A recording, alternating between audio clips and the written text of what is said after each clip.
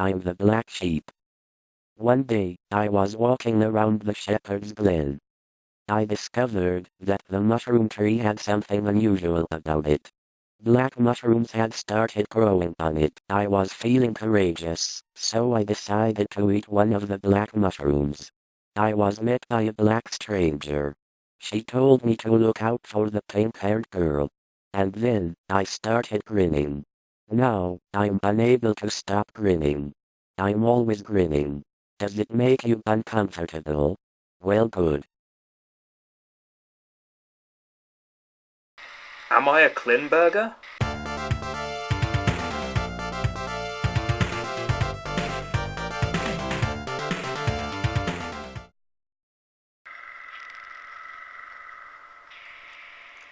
Can anybody tell me what the hell I'm playing right now? Because I sure as hell can't, and that's the reason why I'm having to do a video review of this game, is because it's very hard to write down what's happening in a written review. It's very confusing. It's a very experimental game. This is Antistar Rising, or Antistar 3D Rising for the iPod. It's sort of like a 3D adventure game, very similar to Little Big Adventure 2. I get that feeling from it. And also quite similar to Yume Nikki, which is the RPG Maker Dream Simulator, and LSD, which is the PlayStation Dream Simulator. It's kind of pretty. It's got an interesting style going on. It's a little bit like Katamari Damacy with all the block colours and barely any textures. The controls are awful. And the collision's off. Sometimes you can get stuck in the scenery. And then there's disturbing stuff like this head here. Just voice. Awake. I am dreaming. Awake. Who are you? Why am I dreaming this? Find us. I mean, seriously, like, the fuck?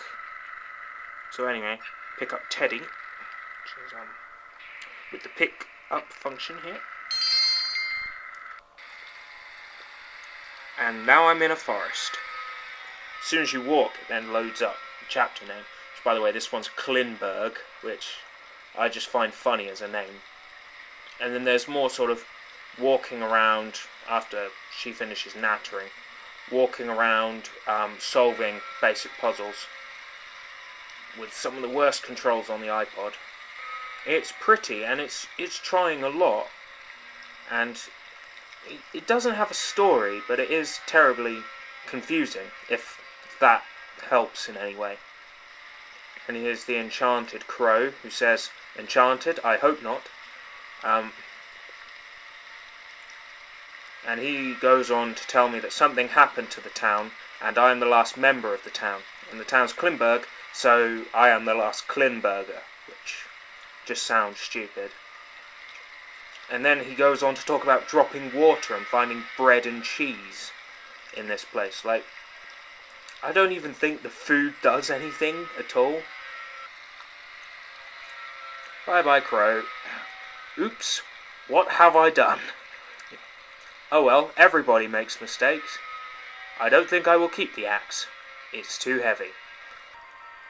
Got stuck. Wonderful.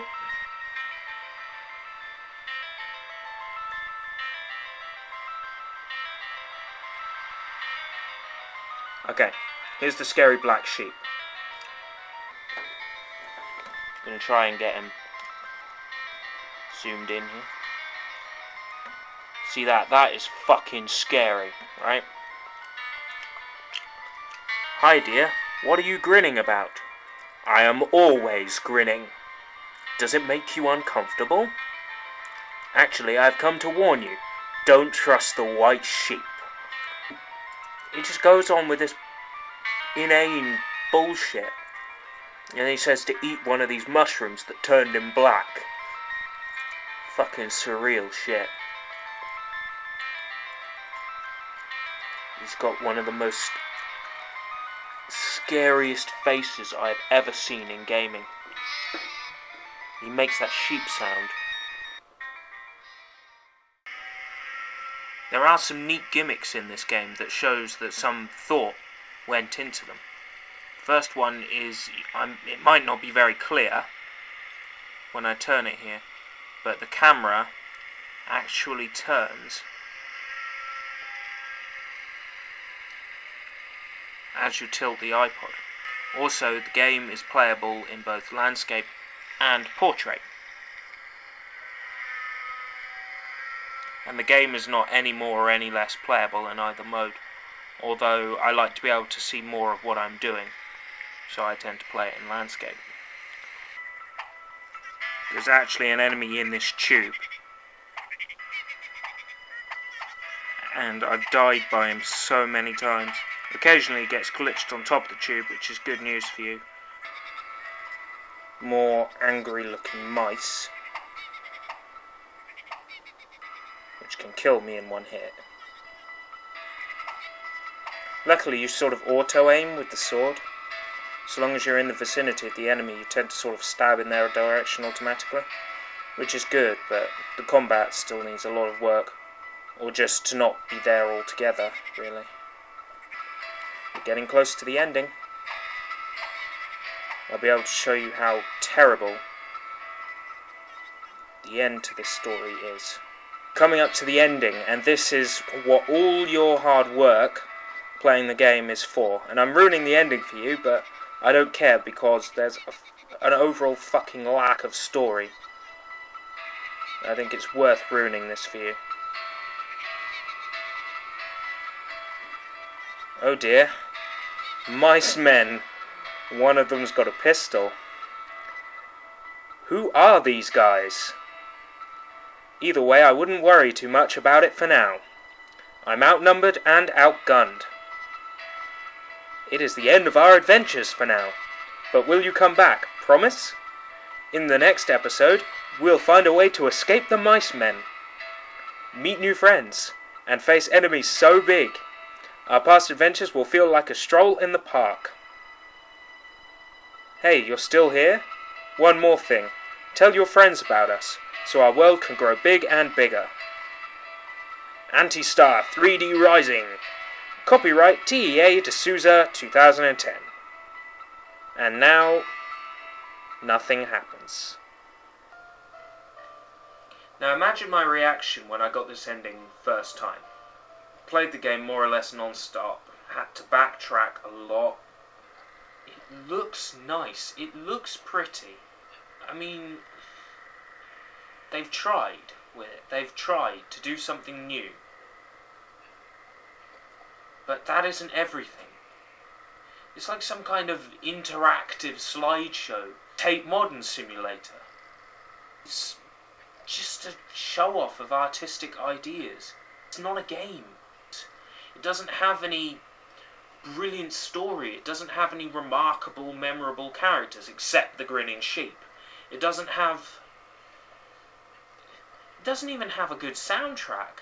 It doesn't even have save points. It doesn't even have checkpoints. You can't even save and come back later. I had to put my iPod on sleep and keep it on overnight so I could carry on, because otherwise I'd have to restart the chapter I was on, which was bloody long thanks to the amount of backtracking in it. That's another thing. Backtracking does not constitute as gameplay. Take my favourite platformer, for example, Mystical Ninja Star and Goemon, right, on the Nintendo 64. There's a lot of backtracking in that game, but you can cut it down by using the dragon to fly everywhere. You don't have to backtrack. This game needs a warp to Klinberg, warp to the Shepherd's Glen button, you know. They've tried, but maybe they've tried too hard. Maybe they've put too much effort into the fact that they can make it turn with the turn of the iPod, how the camera changes based on that. That's great. That's a wonderful thing. You've implemented the ability to go landscape, portrait, like that. But where's the fucking gameplay? That's why I can't give it a good score. Because it's relying too much on being silly and crazy. Completely being devoid of enjoyable gameplay. don't necessarily say no to Antistar 3D. Just be ready for the fact that if you buy it, there's absolutely no gameplay waiting